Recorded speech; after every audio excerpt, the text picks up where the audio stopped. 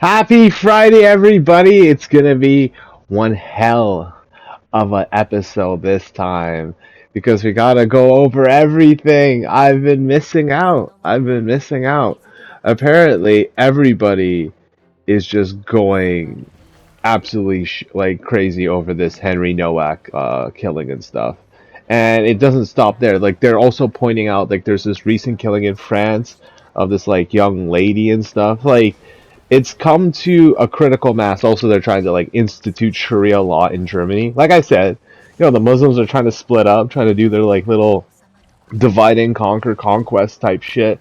Have their fucking Muslim lapdogs. I mean, they're Sikh lapdogs and shit. They're Punjabi lapdogs. They're slaves. They're ammunition. And speaking of which, I gotta give credit where credit is due. Like I said that I was gonna watch a rehab room video, but I was not ready for the video that I watched.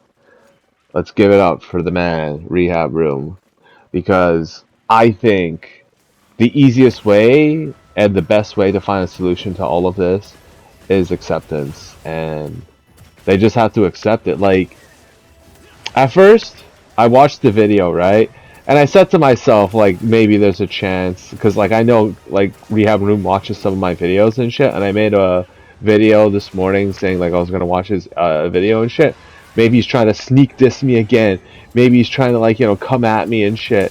He brought up Akash and Jizleen, just like clowning them and shit, and showing like how guys um aren't necessarily married or in relationships with girls because of their looks or a genuine attraction. It's mostly due to like status or capability or a mixture of both. So in the case of like Akash, he has to deal with the fact that he's married to basically a buck-toothed hoe that, let's be honest, got ran through by a bunch of ugly ass guys and shit.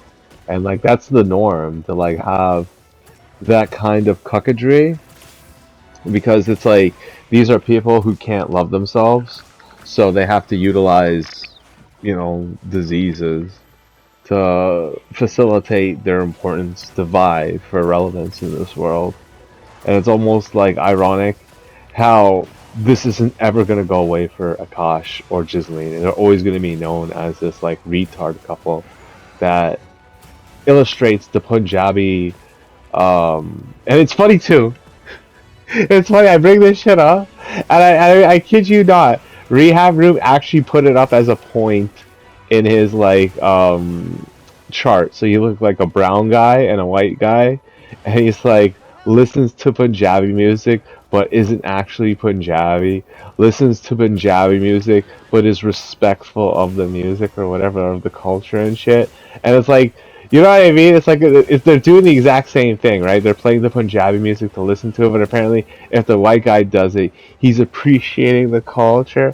Meanwhile, the dark brown man doesn't belong or something like that. And the other weirdest thing is, right? Like, they're so mentally deranged, these Sikhs, these Pakis, that even a slight variation, a slight deviation from, the pure whiteness, the pure light ivory, skin color that they're chasing after, that they're trying to rape white women into like giving them, their kids and shit. Um, they can't like escape that label no matter how hard they try. And I think like now more than ever because of Henry Nowak, and like like the thing is, okay, and I know I'm gonna sound like a broken record saying this over and over again, right? But it started with a threat. Whether Henry bumped into Vikram or vice versa, it didn't matter, right? So it started with a threat, whether it was from Henry or from Vikram. Most likely it was from Vikram, right? I'm just trying to keep an open mind about it. But then Henry pulls out a phone, pulls out his phone, and Vikram doesn't like to get filmed and snatches it away from him. And then in the scuffle, trying to get it back, most likely Henry got stabbed by this guy, and he didn't know he had a knife, right? Now, think about the whole dynamic of this, right? Sikh guys are forever going to want to be a part of society that now rejects them. And we're seeing the example in Belfast, Ireland. Like, they aren't letting these illegal immigrants in the country. They're just not letting them stay. They're going after their living quarters. They're burning down their houses, imam houses, and the people are evacuating. And this is going to spread all across Europe. All across Europe. I mean, this is the opposite of white guilt. This is white vengeance. This is the white repercussions. You know, the repercussions of messing with white people too much, man.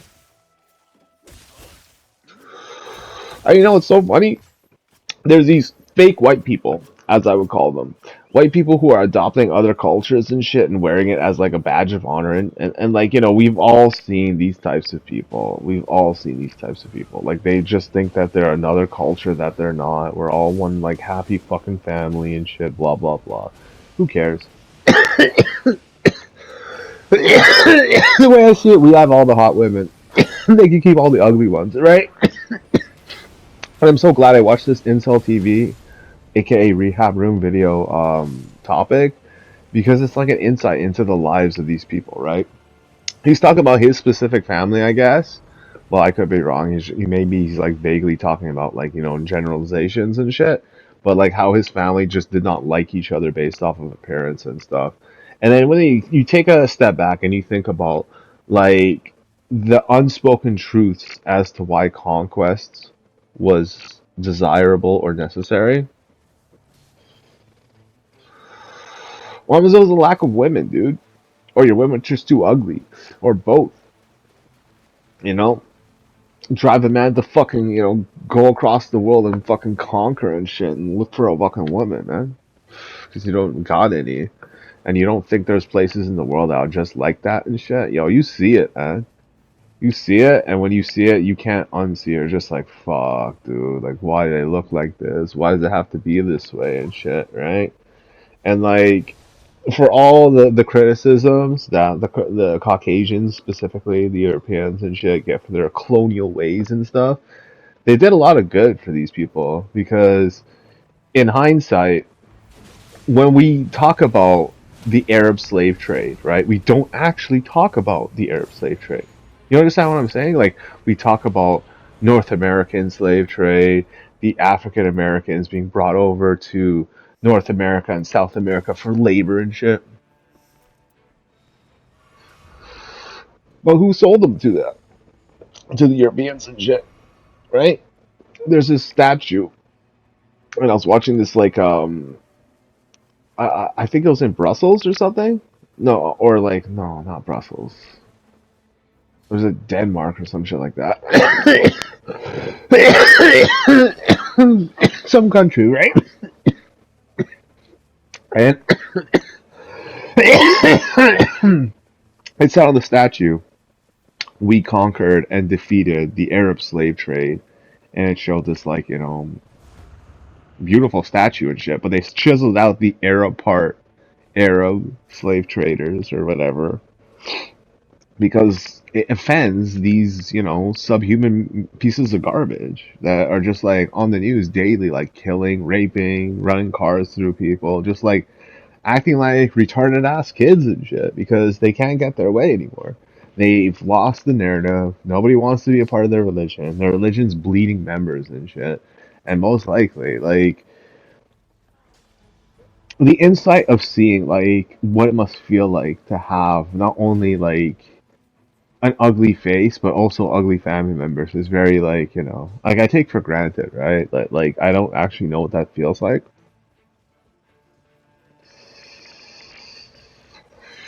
And it's, you know, it makes me realize that, like, you know, you could easily throw away something that's so valuable without even realizing it, you know? Like, how I look at my older brother and, like, how he, in my eyes, threw his life away for nothing, for the comforts of, like, indulgence, his sheer laziness.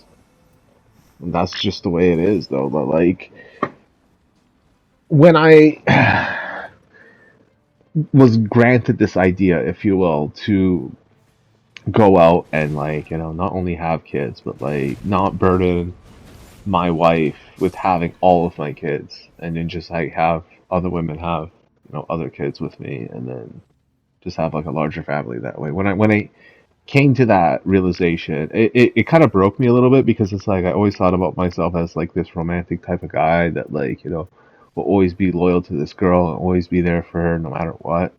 And then I realized something.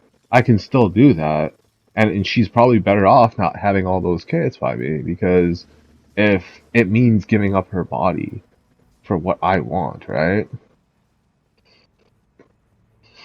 Is it worth it?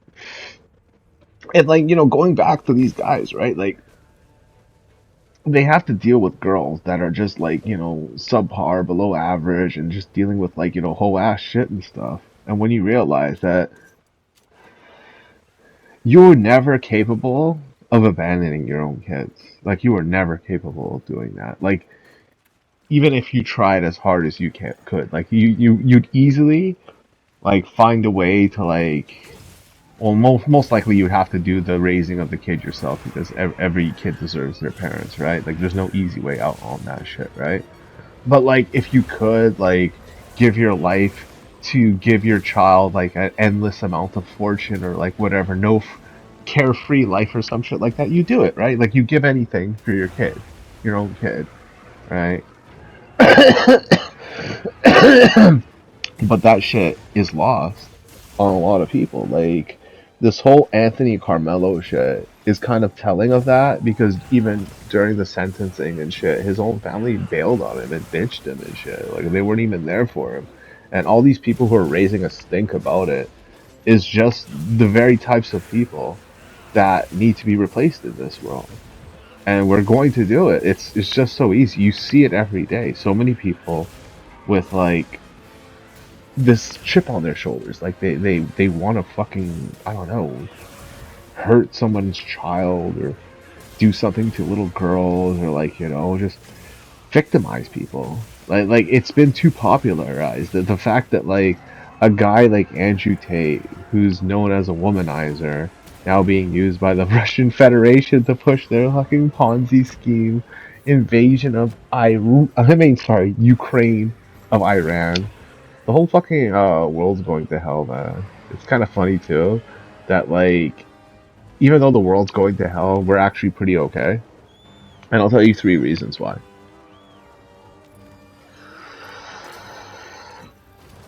There's a distinction between guys like us and guys like them, and that is choice.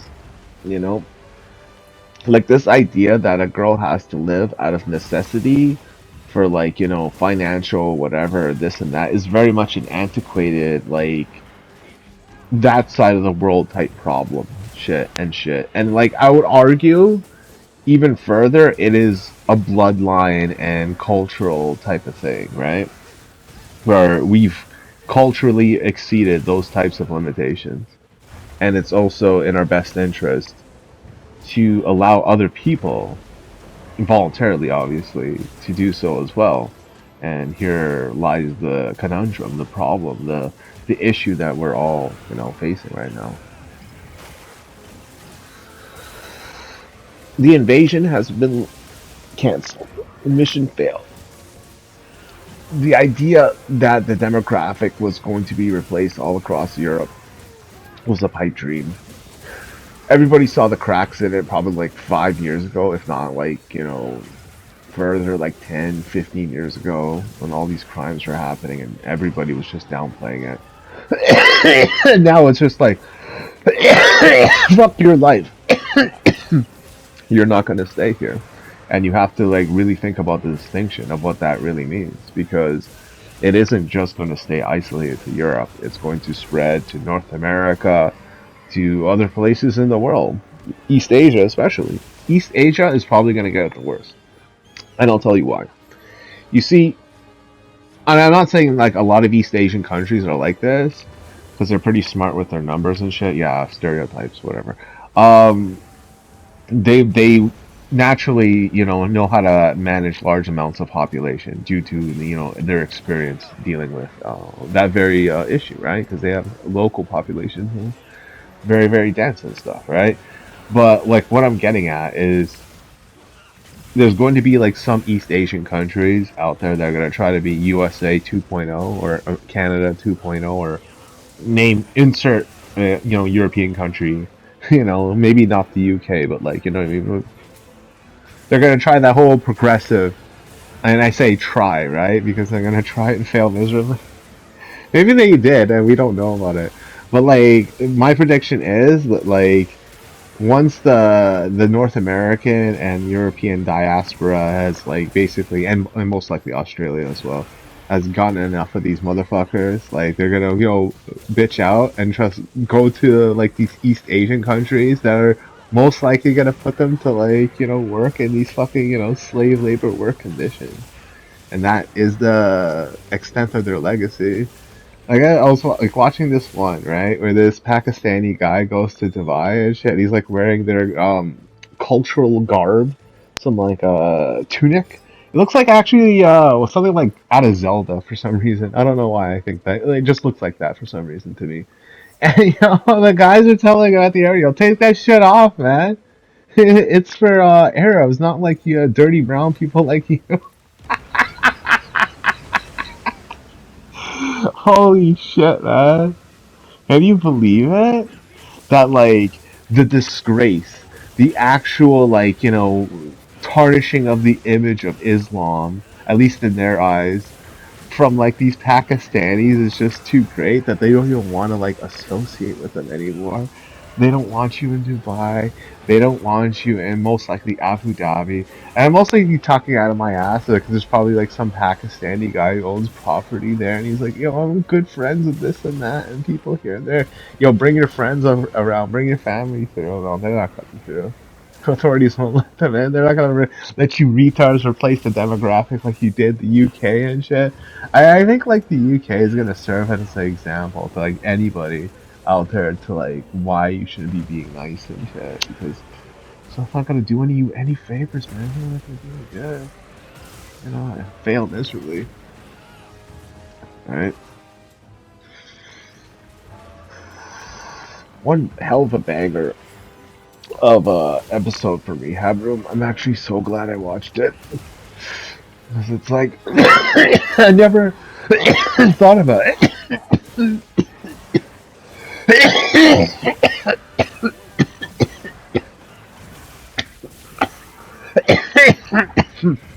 It's so funny how your opinion of yourself, when you care about somebody, hinges on that person's opinion solely sometimes. Which was like a problem I used to have a lot back in like, when I was younger and shit. And even though I would pretend that like I wasn't like that, it was just too hard to miss. It was just too obvious. And it just wow. It's kind of weird that like you don't actually think about the whole idea of someone's never gonna love you. You know, just see you as a cash ATM.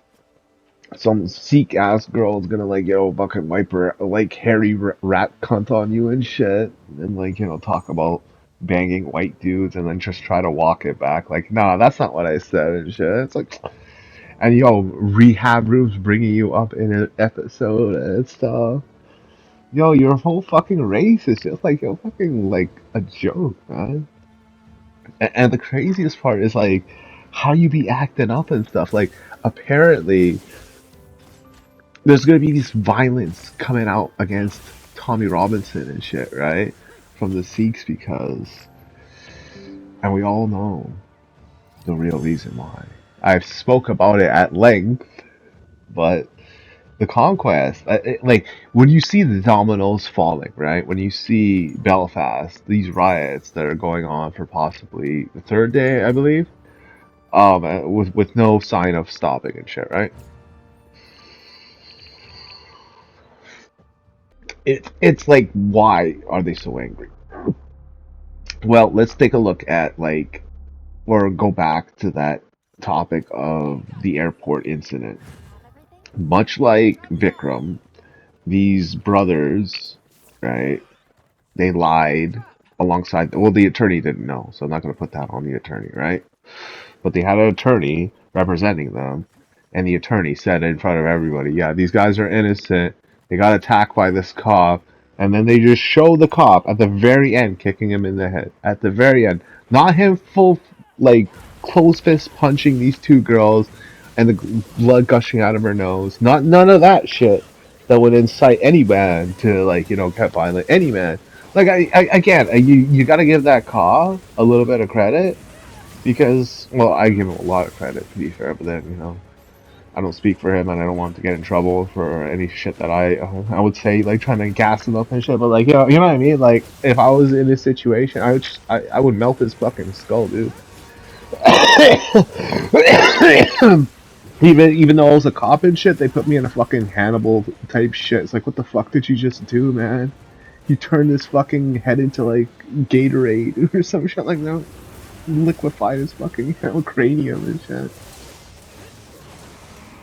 I was like, what the fuck, man? You just see what he did to these two girls?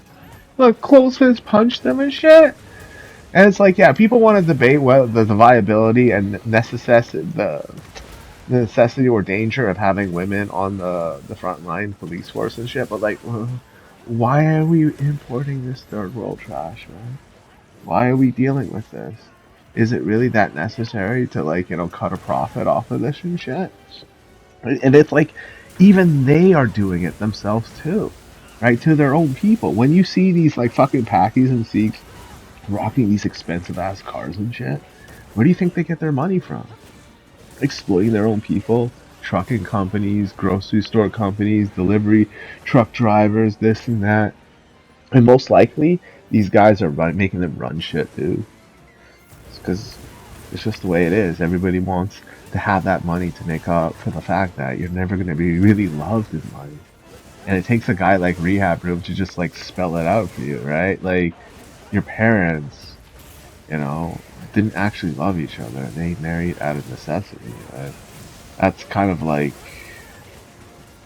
a weird world where you know that it exists and shit, right? But like you would say that like to yourself out of comfort or you know it's more like you're sad that it's not normal, so you're like, okay, maybe they'll learn how to do it eventually. Like if they watch enough television, if they eat enough American or Canadian food or European food, they'll just like they'll come around to it. But it just doesn't happen. It's like watching people of two different species, right? And their mating strategies are completely abstract. So you have the K-type reproductive strategy, and this is common amongst like most advanced species. You have kids, and then you nurture those kids, and those kids are an expression of your genes. So then it's just the self-perpetuating, cycle, if you will, right? You make kids, and then you care for those kids, and those kids make kids, and then so on and so forth. Versus the R-type reproductive strategy, which is just like, you know what? Machine gun, I have all these kids, but I don't give a fuck about none of them, man. I don't give a fuck about any of my kids. Just have them all, though, right? And that's what we're dealing with, and that's why I have to step in and do the things that I have to do because we're up against that kind of evil, that kind of pestilence. You don't realize it until like you get that insight, that incel insight. You know what I mean? Yo, check out Rehabroom's video for real, man. It's a banger. All right, everybody, take care and happy Friday.